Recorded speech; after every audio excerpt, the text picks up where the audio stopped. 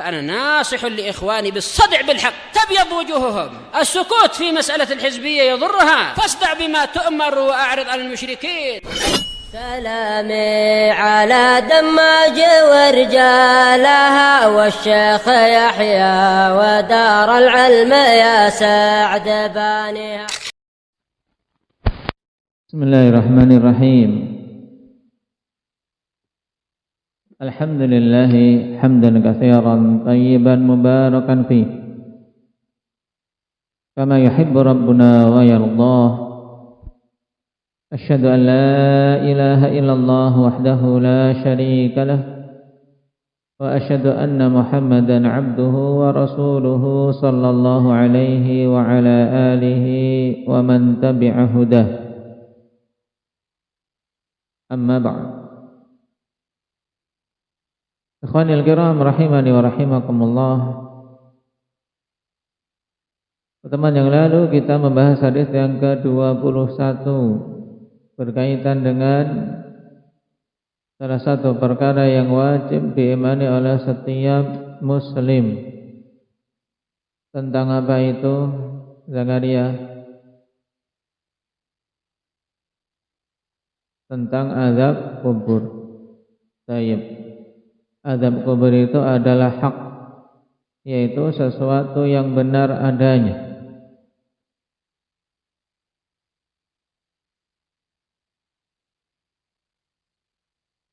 Dan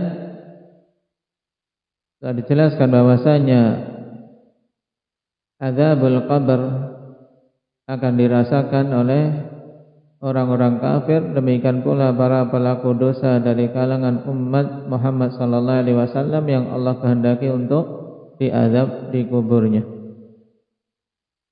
Di antara sebab-sebab azab kubur, Aba Muhammad Raka, bermudah-mudahan dalam masalah kencing, dalam artian tidak perhatian tentang istinja, tidak perhatian tentang air kencing, apakah mengenai dirinya atau bajunya, demikian pula tidak cebok dan seterusnya. Dan umat kita akhwan telah diberi syariat yang mudah, syariat pertengahan. Tidak seperti orang-orang kufar wal musyrikin yang mereka sembarangan dalam masalah kencing. Tidak pula berlebih-lebihan seperti orang-orang Yahudi yang mereka sampai menyobek bajunya dan mengerok kulitnya kalau terkena air kencing. Orang-orang Yahudi dulu berlebih-lebihan dalam masalah penjagaan diri dari air kencing. Kalau tertimpa kencing, bajunya sobek, gunting. Nah, tidak cukup dicuci. Kalau kita, alhamdulillah, kena air kencing, ngompol, nah dicuci. Baik. Demikian pula kalau kulitnya terkena air kencing, cukup disiram, dibersihkan. Tapi orang-orang yang tidak, qaradahu bil maqarid, dikerak pakai semacam silet bagian yang terkena kencing. Makanya kita bersyukur sebagai umat Nabi kita Muhammad sallallahu alaihi wasallam, ummatan wasatah, umat yang pertengahan, demikian pula diberi syariat yang pertengahan antara yang bermudah-mudahan dan yang berlebih-lebihan. Sebab yang lain apa dari sebab azab kubur, Raihan? Berbuat namimah. Namimah itu apa, nak? Sini, maju sini aja, sini, dekat sini. Tempat biasanya, jangan mundur-mundur sana.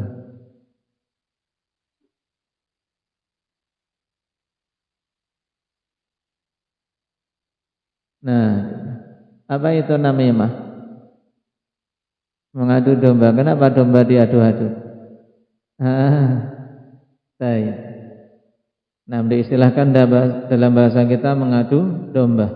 Dalam artian orang-orang yang suka mengutip perkataan orang lain untuk membuat kerusakan. Sebab yang lain apa Jabir? Tidak beramal dengan ilmu, tidak beramal dengan hal-hal yang disampaikannya. Baik. Yang lainnya apa Hasan? Kesombongan. Baik. Yang lainnya apa Ahmad?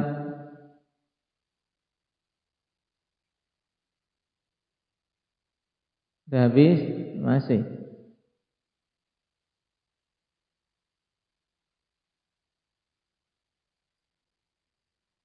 Apa Muhammad Aceh? Ghibah. Apa yang lainnya? Anda Arif?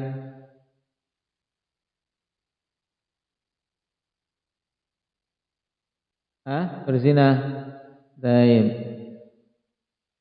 Bukan berzina tayang. Jawabannya betul. Nah, zina termasuk di antara sebab azab kubur, jelas. Nah, sebagaimana dikabarkan oleh Nabi sallallahu alaihi wasallam tentang kaum yang ditemui oleh Nabi, dilihat oleh Nabi, mereka dikumpulkan dalam tanur.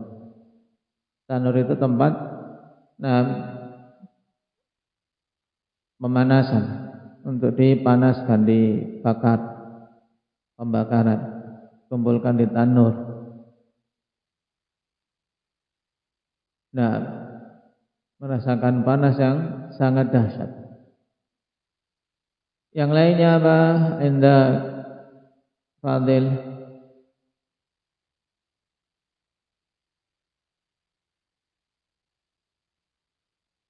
Dosa-dosa secara umum, ya.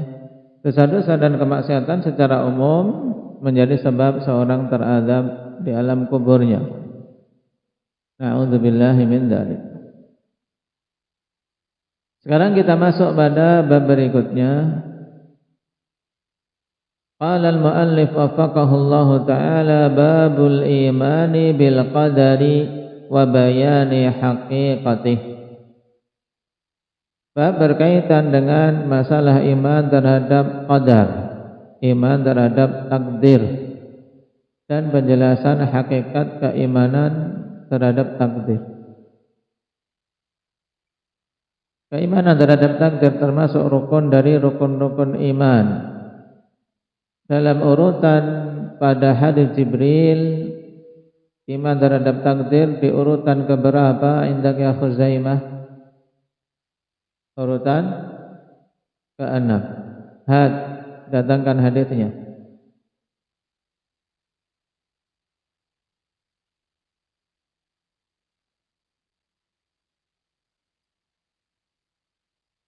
Taib, antu'mina billahi wa malaikatihi wa kutubihi wa rusulihi wal yaumil akhir wa tu'mina bil qadari khairihi wa syarrih. Dan seorang kawan tidak dikatakan mukmin sampai dia beriman terhadap takdir. Maka kapan saja seorang kufur terhadap takdir Allah Subhanahu wa taala dengan meyakini bahwasanya semua perkara ini terjadi tiba-tiba, maka dia telah kufur. Sebagaimana Abdullah bin Umar radhiyallahu anhuma menghukumi Ma'bad al-Juhani beserta para pengikutnya yang dulu mereka meyakini annal amra unuf. Nah, dia orang yang pertama kali berkeyakinan menyimpang dan berkeyakinan menolak takdir di negeri Basrah. Kelompok yang menyimpang dalam masalah takdir dinamakan apa? Hendaknya Abdullah Qadariyah. Yang pertama kali memunculkan pemahaman Qadariyah di Basrah namanya siapa? Munah? Ma'bad al-Juhani. Ma'bad al-Juhani. Dan keyakinan Qadariyah Ma'bad al-Juhani parah kan, sampai tingkatan kafir. Kenapa? Karena meyakini annal amra unuf. Maksudnya bahwasanya perkara terjadi di Jakarta Raya ini unufun, yaitu hanya terjadi tiba-tiba, terjadi dengan sendirinya tanpa Allah mengaturnya, tanpa Allah mengetahuinya, tanpa Allah mentakdirkannya. Ini keyakinan kafir. Makanya Abdullah bin Umar ketika diberitahu tentang kelompok yang seperti ini, beliau mengatakan, "Tayyib, fa idza laqitahum fa'alimhum anna Allah annani bari'un minhum wa annahum bara'u minni." Tayyib, apabila engkau bertemu dengan mereka, maka kabarkanlah bahwasanya aku berlepas diri dari mereka dan mereka berlepas diri dariku. Walladzi nafsu Abdullah bin Umar biyadihi law anfaqa ahaduhum mithla Uhudin dhahaba ma qabilallahu minhum hatta yu'mina bil qadar. Demi zat yang Abdullah bin Umar, jiwa Abdullah bin Umar berada di tangannya. Seandainya mereka berinfak dengan sebesar gunung Uhud berupa emas, infak sebesar gunung Uhud berupa emas, luar biasa banyaknya. Allah tidak akan menerima infak tersebut sedikit pun sampai mereka beriman terhadap takdir. Menunjukkan keimanan terhadap takdir harus merupakan rukun dari rukun-rukun iman. Kapan saja tidak terwujud, maka tidak terwujud pula keimanan. Lalu hakikat keimanan terhadap takdir itu bagaimana mewujudkannya? Perhatikan hadis ini, an Abi Darda radhiyallahu anhu, anna an-nabiy sallallahu alaihi wasallam qala li kulli syai'in haqiqah wa ma balagha 'abdun haqiqatal iman hatta ya'lama anna ma asabahu lam yakun liyukhti'a wa ma akhta'ahu lam yakun liyusibah.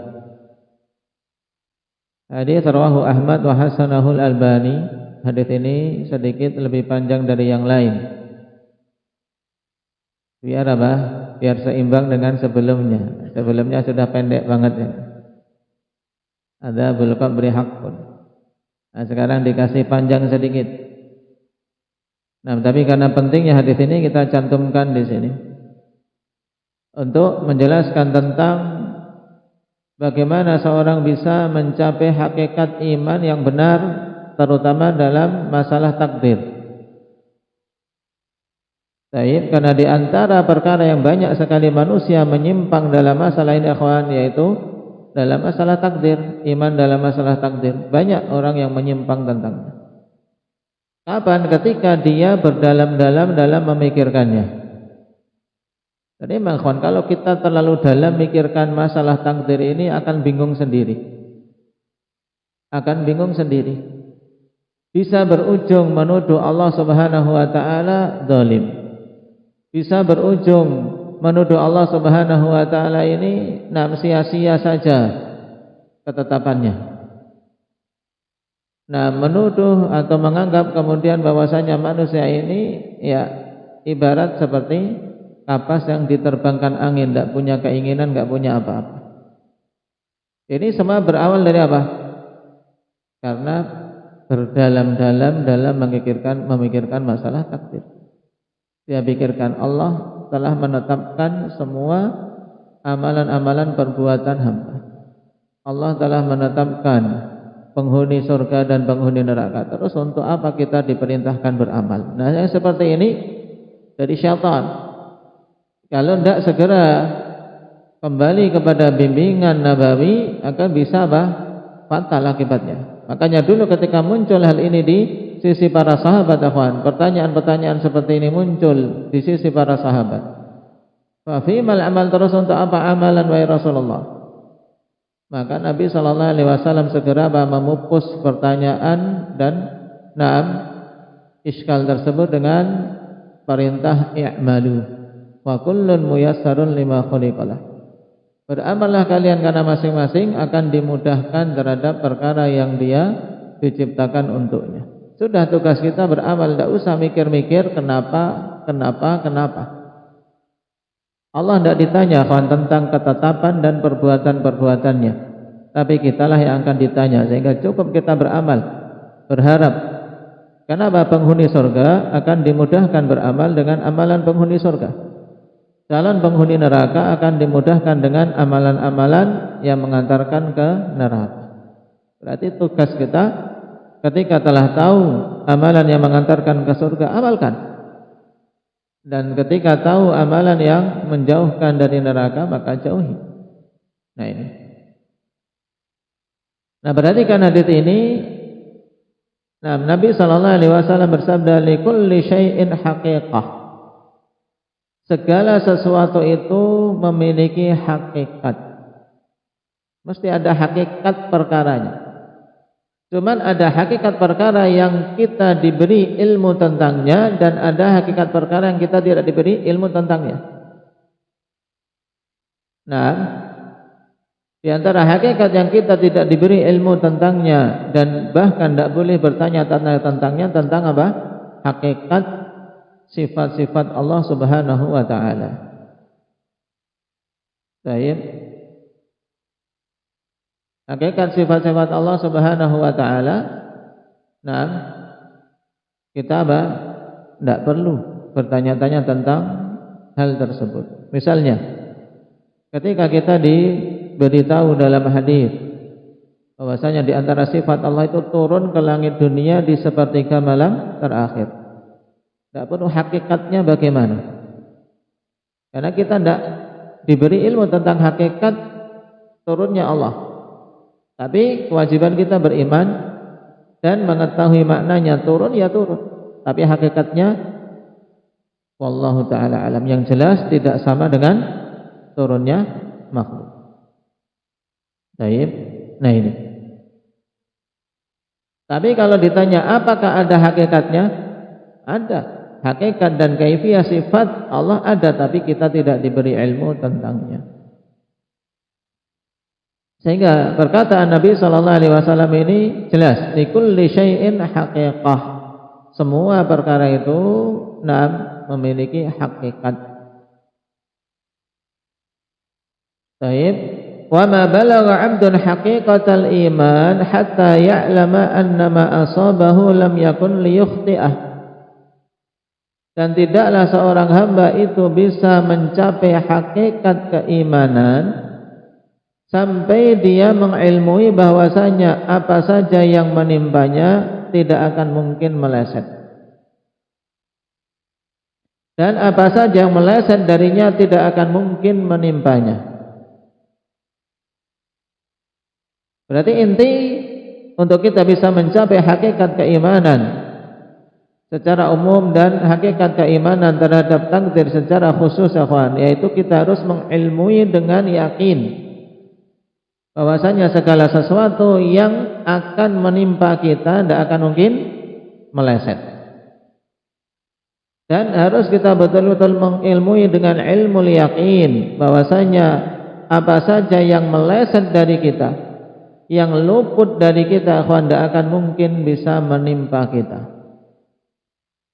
Dan ini mencakup perkara-perkara yang kita harapkan berupa kenikmatan ataupun perkara-perkara yang kita khawatirkan berupa keburukan dan musibah-musibah. Ketika Allah Subhanahu wa taala menetapkan untuk seorang mendapatkan rezeki pada hari tersebut dengan rezeki yang banyak, maka tidak akan mungkin meleset. Walaupun dia ingin menghindar saja. Walaupun hari itu dia cuman berdiam diri di masjid, atau hari itu dia nyantai-nyantai, tapi ternyata hari itu memang Allah Subhanahu wa taala tetapkan dia dapat rezeki yang banyak, ya mesti akan dapat. Sebagaimana pula ketika seorang ditetapkan untuk mendapatkan musibah, walaupun dia menghindar dari musibah itu tidak akan bisa. Ketika ditetapkan untuk dapat musibah, sudah berhati-hati bagaimanapun tetap dapat musibah. Annama asabahu lam yakun liyukhti'ah. Nah, sudah naik motor, sudah berhati-hati, sudah lambat di pinggir, ditetapkan untuk jatuh, ya jatuh. Nah, tiba-tiba diseruduk dari belakang misalnya. Dia tidak nabrak tapi ditabrak orang. Orangnya yang ngantuk. Orang lain ngantuk, nabrak dia. Nah, segala sesuatu yang Allah tetapkan untuk menimpanya tidak akan meleset. Baik. Dan sebaliknya, akhwan, wa ma akhta'ahu lam yakun liyusibah, dan apa saja yang Allah tetapkan untuk luput darinya maka tidak akan mungkin menimpanya. Luput darinya suatu kenikmatan, dia ditetapkan oleh Allah untuk hari itu tidak dapat kecuali sedikit dari penghasilan. Nah, hal itu cuman laku 2 dagangannya misalnya. Luput darinya penghasilan yang banyak pada hari itu. Walaupun dia kejar seharian untuk menambah, tidak akan dapat. Baik. Seorang ikhwan ditetapkan untuk luput dari apa? Dari tiket yang telah dia beli. Walaupun dia sudah apa? Sudah berangkat awal misalnya mau naik pesawat, ditetapkan untuk luput, dia tidak ikut dalam pesawat itu. Sudah berangkat dari awal, 1 jam sebelum check in bahkan dia sudah siap. Tetapkan untuk luput. Ternyata sudah mau berangkat dia ke kamar mandi misalnya, main ceret. Nah, dipanggil-panggil mau gimana? Dah luput dia, tidak ikut dalam pesawat tersebut.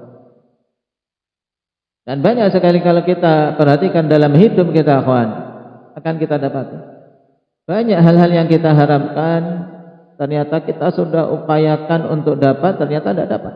Kenapa? Karena Allah tidak menetapkan untuk kita mendapatkannya. Dan sebaliknya, sesuatu yang kita hindari, bagaimanapun kita menghindar, kita ingin menjauh, tapi ketika ditetapkan itu mengenai kita, ya mesti akan kena. Bahkan seandainya pun seorang yakin itu buruk, kawan, ketika memang ditetapkan untuk dapat, dia akan melakukan hal menuju ke tempat tersebut. Baik.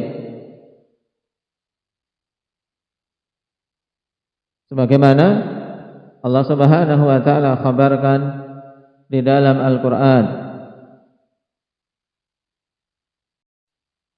Baik. Allah Subhanahu wa taala berfirman di surat Ali Imran, "Qul law kuntum fi buyutikum," katakan wahai Nabi, seandainya kalian itu berada di dalam rumah-rumah kalian, tidak bersembunyi di rumah, enak-enak sudah nyaman, sembunyi. Tidak ada peperangan. Tapi kalau ditetapkan untuk mati, la barazal ladzina kutiba alaihimul qatlu ila madaji'ihim, maka mesti dia akan keluar, mesti dia akan keluar. Orang-orang yang telah ditetapkan untuk terbunuh mesti akan keluar menuju tempat di mana dia akan terbunuh. Itu pasti. Sehingga disinilah, kawan, pentingnya keimanan terhadap masalah takdir, sehingga seorang akan akan ridha dengan ketetapan Allah Subhanahu wa taala. Hidupnya itu tentram. Hidupnya tentram. Ketika tertimpa musibah, dia akan bisa bersabar dan bahkan bisa naik pada tingkatan ridha atau syukur. Apalagi ketika tertimpa suatu kenikmatan, maka mesti dia akan terdorong untuk bersyukur kepada Allah Subhanahu wa taala. Makanya ditekankan di sini bahwasanya ini adalah jalan untuk seorang bisa mencapai hakikat iman yang benar. Harus betul-betul kita yakin apa saja yang menimpa kita tidak akan mungkin luput. Dan yakin apa saja yang luput dari kita tidak akan mungkin bisa kita dapat. Nah, seperti ini tenang hidupnya. Waktunya sholat, berjamaah sholat. Walaupun sebenarnya dia masih berharap-harap pembeli datang. Kalau memang rizkinya, mesti nanti akan dia dapat. Tidak perlu ragu untuk meninggalkan menutup warung di waktu-waktu sholat. Nah, kenapa? Allah Subhanahu wa taala merintahkan kita dan menciptakan kita untuk beribadah kepadanya. Hal-hal yang wajib tunaikan. Jangan sampai terkalahkan ikhwan dengan apa? Dengan keinginan-keinginan untuk mendapatkan perkara duniawi sehingga dia meninggalkan kewajiban-kewajiban ibadah kepada Allah Subhanahu wa taala. Baik. Qala 'an Abi Darda radhiyallahu anhu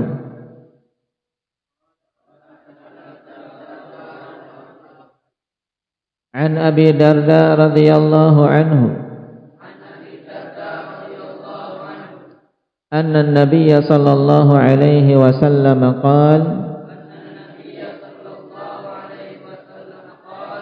likulli syai'in haqiqah wa ma balagha 'abdun haqiqatal iman hatta ya'lama anna ma asabahu lam yakun liyukhti'ah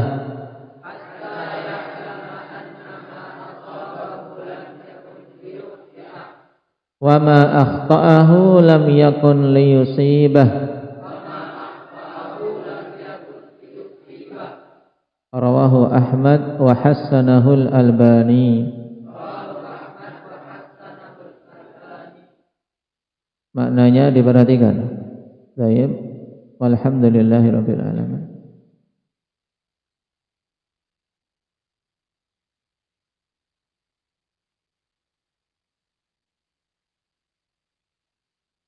Man hafizal hadis. Sudah, kemarin tidak nambah ya.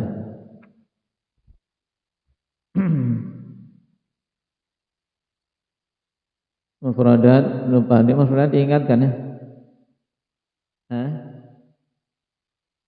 Akhta'a, asaba,